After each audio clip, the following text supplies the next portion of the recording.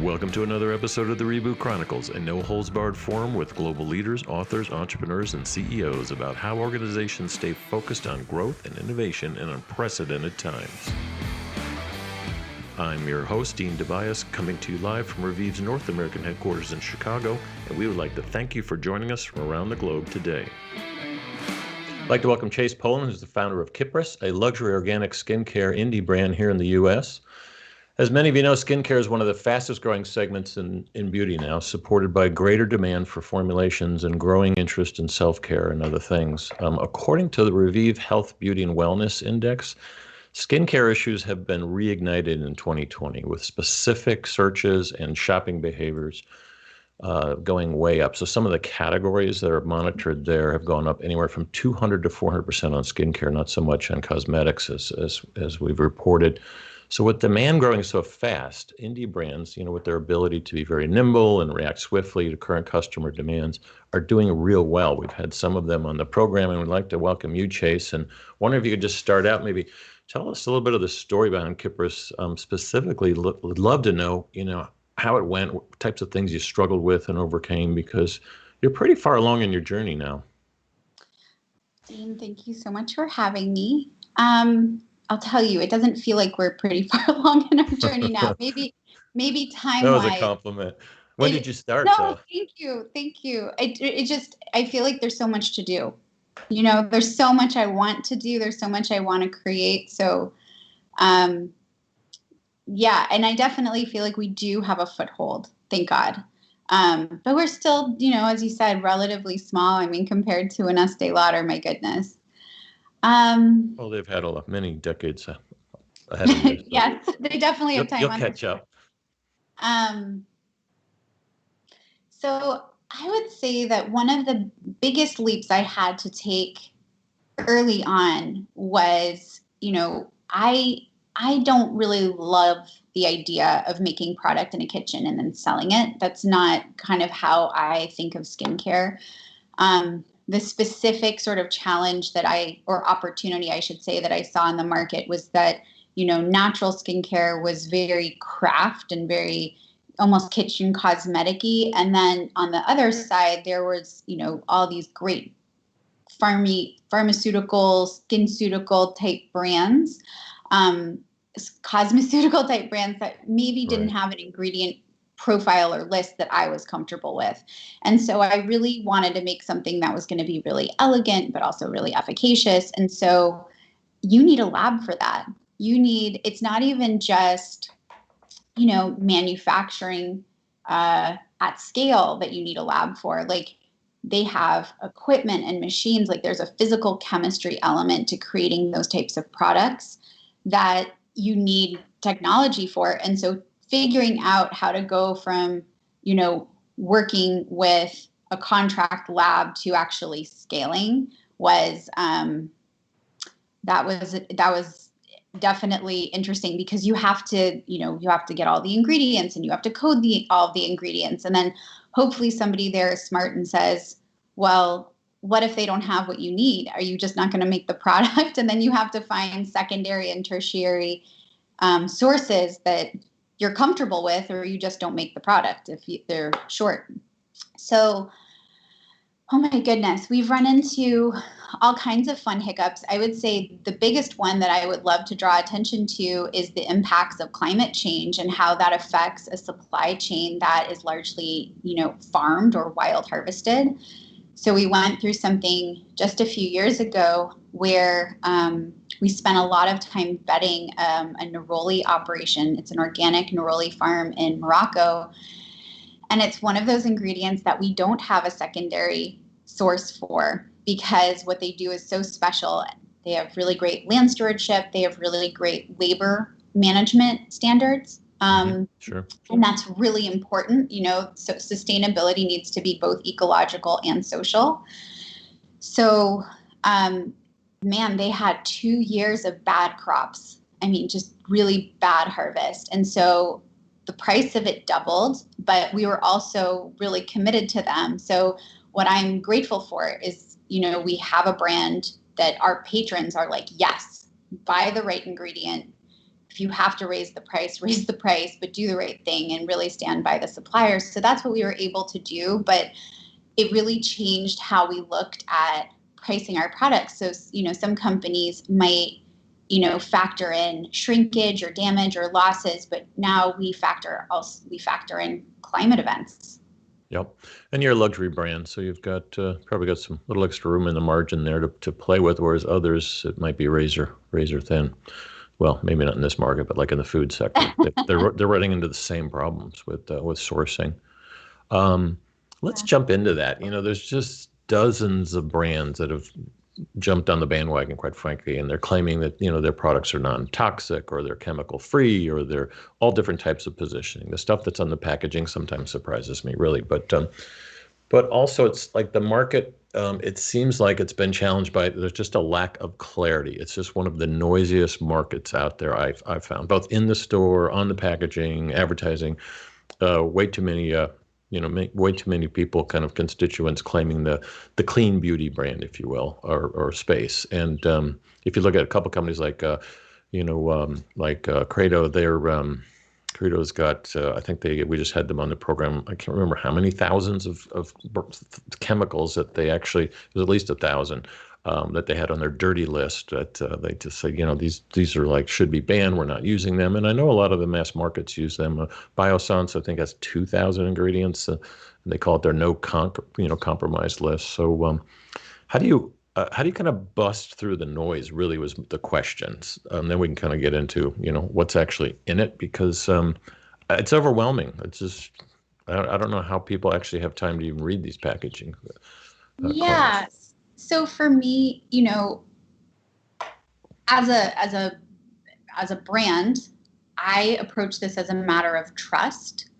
So I see this as an opportunity for education, and I see this as an opportunity to create trust with our clientele, because we actually have really high standards when it comes to what we will and will not put in our products. There are ingredients that are EcoCert and Cosmos approved that we won't touch. So we really go beyond a lot of what's considered, an organic or natural standard. I think it's really an opportunity for brand. I think that there's a tendency to say, well, shouldn't there then be more regulation? And, it's almost like, at least in the United States, relative to like Europe has a very robust regulatory body that manages all of this. Like, you have to register product before you put it on the market. South Korea, same deal. Australia, very similar. The United States is very different in its approach. And so it's almost like going to culinary school, trying to regulate all this and, immediately trying to like bake a souffle, but you haven't learned how to make cookies yet. There is a lot of sort of unintended consequences to trying to create rules around it. So but I'm really for anything that creates clarity and greater transparency for the consumer. I think it's so important. And you're distributing through Credo, so that's one of your many channels, right? So you're obviously not on their dirty list. That's good news. Yeah. They probably wouldn't have chosen you. I know the founder and CEO there. They're pretty tough on their selection process. And he's amazing. You mentioned, what was that term you said? The wild sustainable or Wildcrafting? Yes. Tell us about that. I know you talked about the sourcing issues, but what? Yeah. So is it like free range chickens? Is that like the same category of? I think actually that might be a regulated term, and I think it actually might be a little different. So wildcrafting is the practice of going into the wild and strategically collecting a particular ingredient. So for us, that can be Centella asiatica from Madagascar. That can be prickly pear from our backyard in Arizona.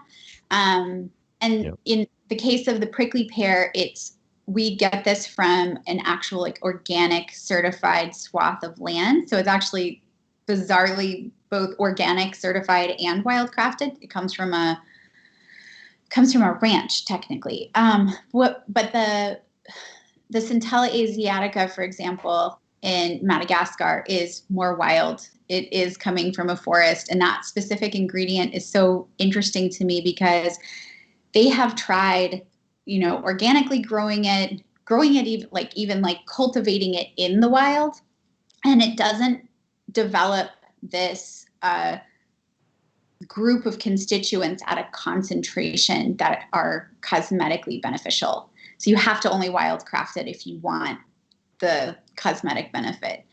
So wildcrafting, there's an art to it. You have to leave a certain amount of plant in order for it to be a viable practice, so that the plants continue to be healthy, the population continues to be healthy and regenerate. And sometimes it's actually done improperly. You see this with some of the frankincense populations in some places.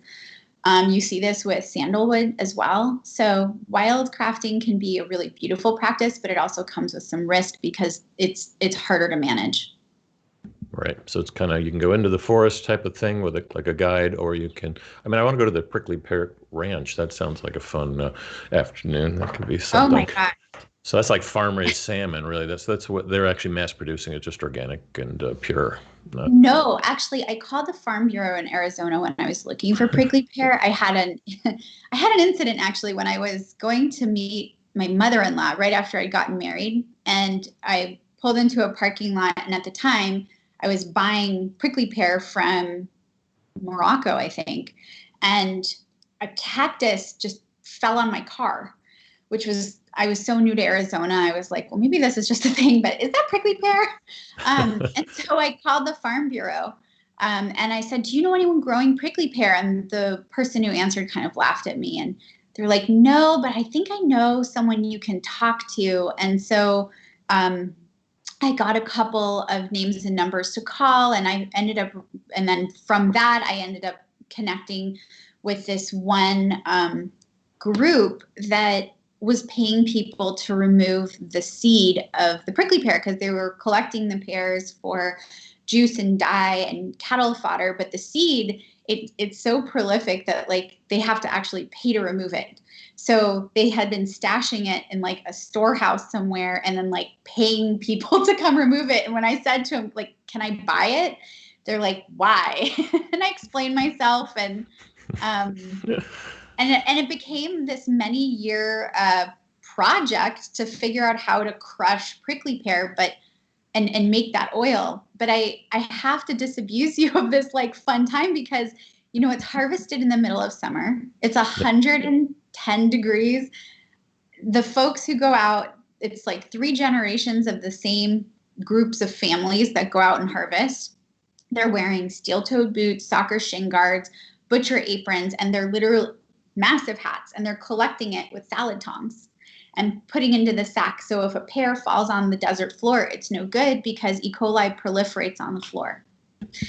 And not to mention it's rainy season, so all the critters are seeking higher ground. So it's a precarious practice that I feel actually a lot of conflict around because like physically I don't have the constitution to do that kind of work. Well, but I'm grateful to do it. Occasionally you have to go out and visit your suppliers. Well, that is the most bizarre distribution chain story I've ever heard. But the part about your, having a cactus fall in your car, I think that's a good part of your startup story. Maybe work that into your logo or something. Let's talk about distribution. The whole struggle of this is just a tough, noisy market to get into, whatever it is in retail. It doesn't really matter about the category, but yours is really crowded. So how was that fight, and where are you now distribution wise?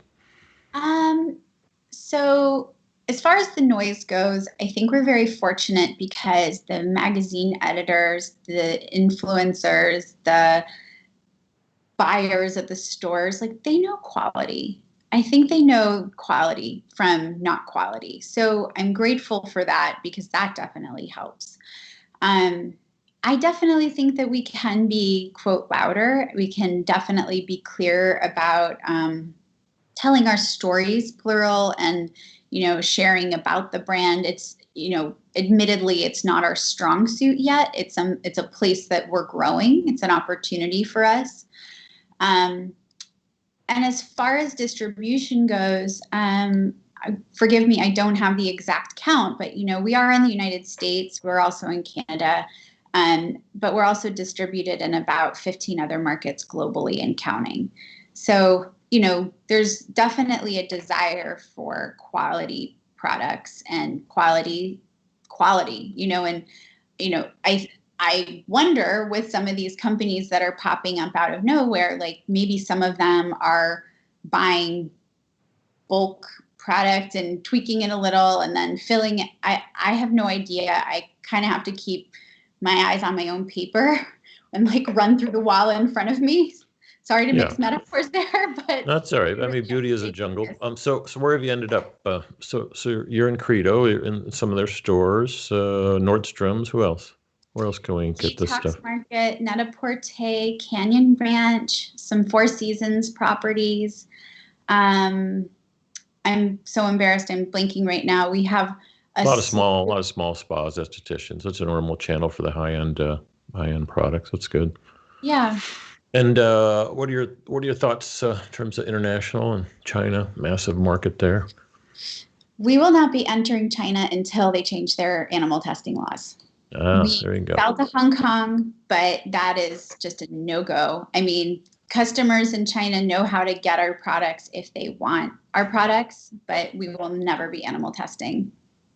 Yeah, many brands have their even on their website they list where you should not buy their products because they're they kind of hijack them through other channels and things like that. Well, that's good. You're being true to your brand promise, which also can be rare in this beauty jungle. Let's talk about trends and what's going on. Obviously, with Revive, it's all about personalizing the journey for health and wellness products, everything from cosmetics to supplements to whatever, but only kind of getting what your body should really kind of consider.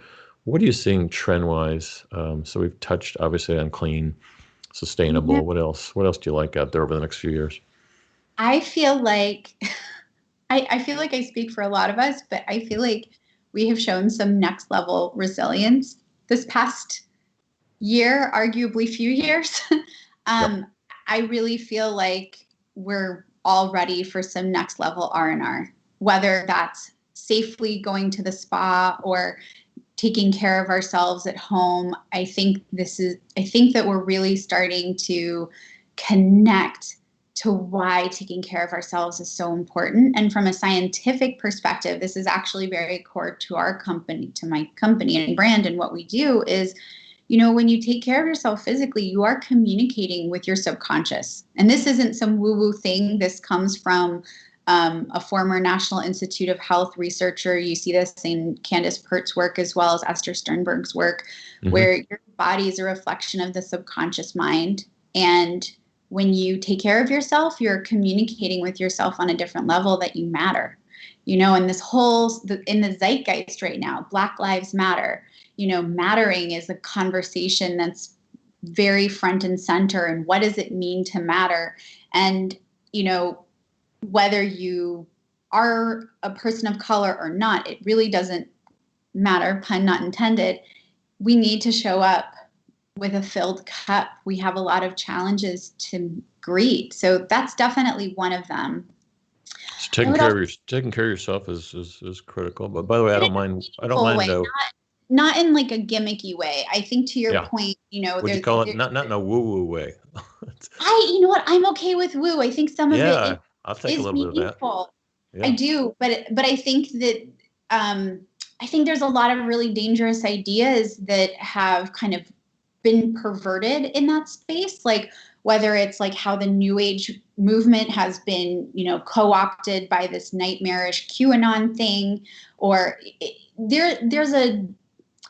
I don't want to say shadow is in and of itself a derogatory term, because part of your shadow can be like a positive thing. But I would say there's a disowned aspect to self-care that can be hedonistic, self-involved, navel-gazing, rather than it really being about care, and then letting that be what allows you to be more present in your life and for your family and community. So I think that there's an awareness that's important there. And kind of related to that is the relationship between what we, everything we are, our whole lives are supported by the planet and what the earth has given to us. And I don't know why we haven't quite connected the dots yet, that what's good for the planet is also good for us. But I think that there's an opportunity to become more aware of that. I think that people want to know where ingredients come from, and not just from an ecological perspective and from like is it organic? I think they want to know how people are treated. And it's very hard to find transparency like that within a supply chain. It's one reason I'm actually pretty quiet so far, because it's something I'm really passionate about. Half my family's in West Virginia. Most of my family is farmers. I'm technically a farmer.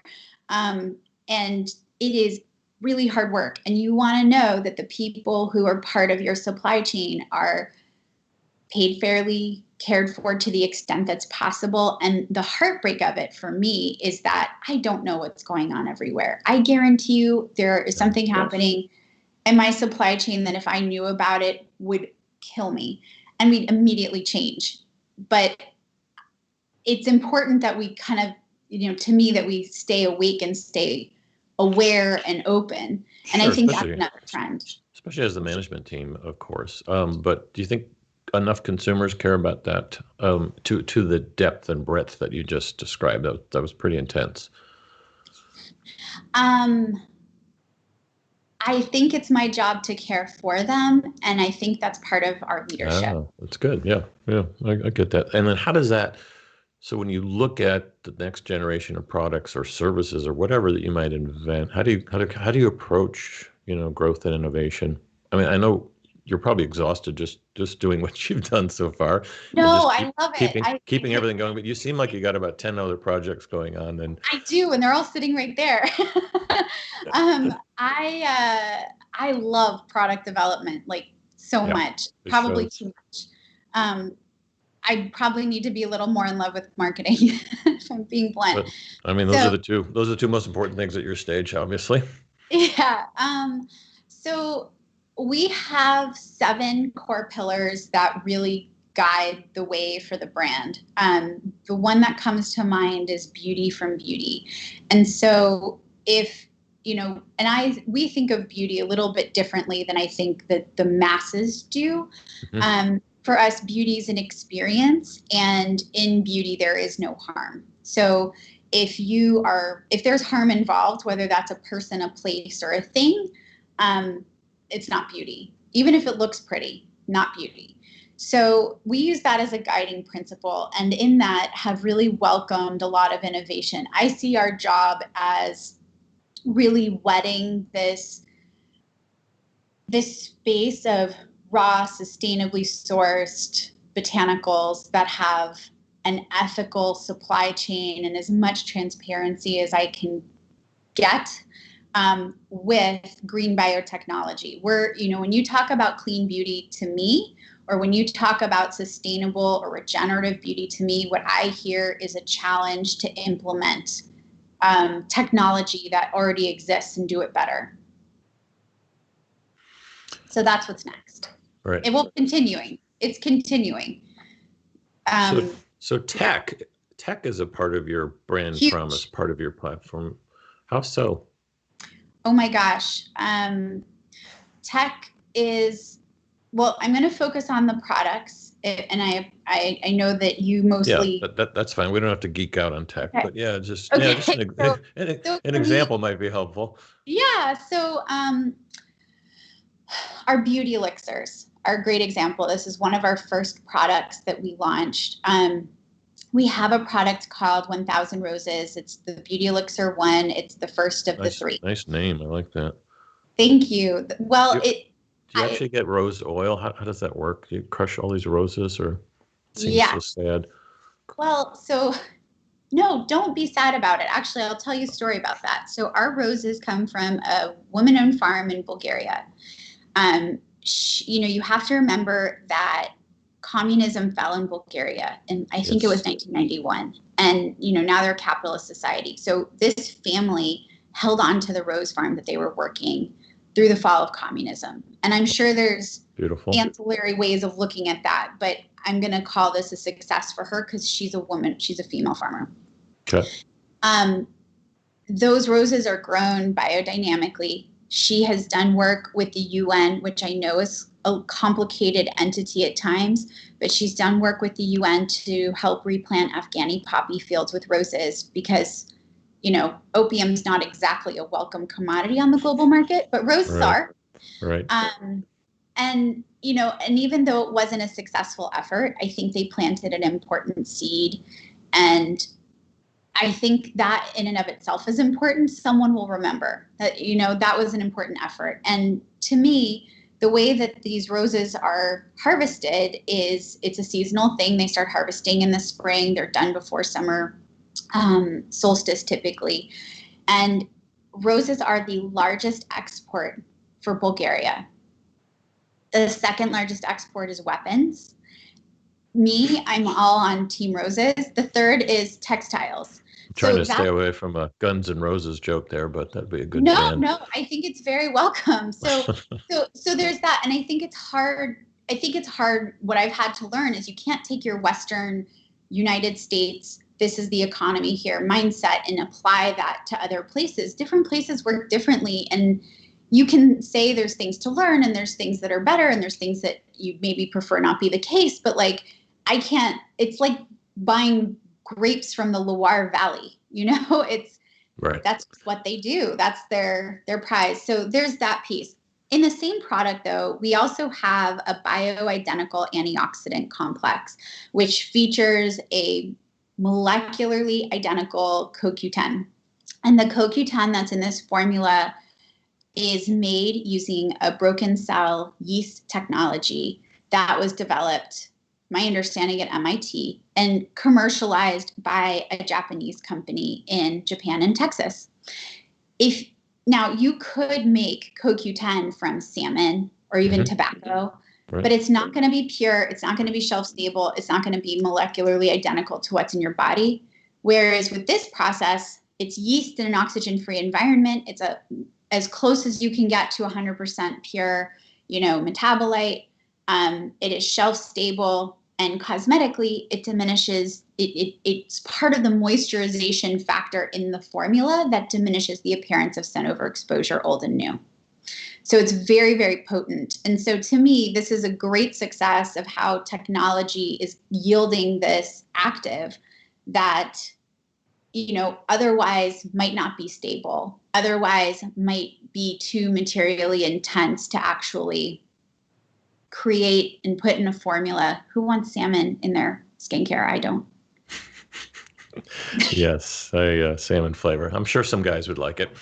Harley did come out with their own cologne one time, but it turned out that men didn't want to smell like leather saddlebags. Anyway, so your discovery process is fascinating. I have this program called Dancing with Startups where we help large brands find all these things all over the world. They're hard to find. So the Bulgaria example is amazing. It's just one of so many, though. Next time we talk, I want to find out how they actually get the rose oil. They just grind it all up. They harvest it by hand. Yeah. And it's bagged. They harvest early morning before the sun rises because the essential oil in the flower will actually evaporate into the air. That's why when you walk through a rose garden, you don't want that happening. Mm-hmm. You have to do it very early in the morning. And if you go to our website, we have pictures of this. They dump it into a giant still. So there's going to be a giant container here, and then there's going to be a pipe that goes from one container to the other. The water boils. You're basically boiling the mash, and then the essential oil is extracted via steam, and then it's collected in another container. And it's the water that you get is rose water, but the rose essential oil is actually scooped off the top. Oh, amazing. Chase, really want to thank you for having you on. This has been a great behind the scenes view. I'd love to hear maybe a lot of indie brands out there, cross industries. Any specific tips you might have on scaling? You're great at product. Maybe some things you might have learned during COVID, who knows? But what would be a couple things that you want to leave everybody with? So I want to talk about two things. I love this question. So COVID, When this hit, man, it felt like we were surfing a tsunami. So, but here's the thing. I'm not going to say anything good came of this because this has been so much, there's just been so much loss. But brand, as a brand, we have to stay focused on where the opportunity is. So in our case, as embarrassing as it may be to admit, we launched into retail in 2014. Prior to that, we were only in doctors' offices and the practitioners in their offices and a couple of spas. We hadn't really focused on our .com at all. So the whole COVID situation gave us the time and frankly the bandwidth to focus on our .com. And thank you God, we haven't had to lay anybody off. The team is still together. So we are hanging in there. But I'm a really big believer in whatever it is you do it really well. I know there's like a zillion trends out there, like be on TikTok, be on Pinterest, be on this, be on that. And I don't function that way. If I'm going to do it, I'm going to do it really, really, really well. And then I'm going to move on to the next thing. That is how otherwise I'm like squirrel and it just doesn't work. The other thing that I want to talk about for indie brands that are focused on scaling is I think that there isn't enough emphasis on the QA/QC process prior to making product, prior to completing product, putting product on market, and maintaining a log of it when product is on market. I think it's been, oh my gosh, I hate to even think of how many times we would have hit snags if we didn't have this process in place. Every ingredient, every component is tested before it's manufactured. Every batch is tested. We have retains of everything that's on market. Every formula is tested, but then every batch of the formula is tested. Right. And really do a good job of maintaining it, because it's one thing to make a product. It's another thing to know what the heck to do when something goes sideways. And it's a whole other thing to know how to preempt those issues so that you don't run into a lot of the challenges that can be seen on the market, especially if you're making naturals. Perfect. Great advice. Oh, thanks for being on, Chase. I've been listening to Chase Polan, the founder of KYPRIS. Check them out, and it's good to see you. Take care. Thank you, Dean. You too.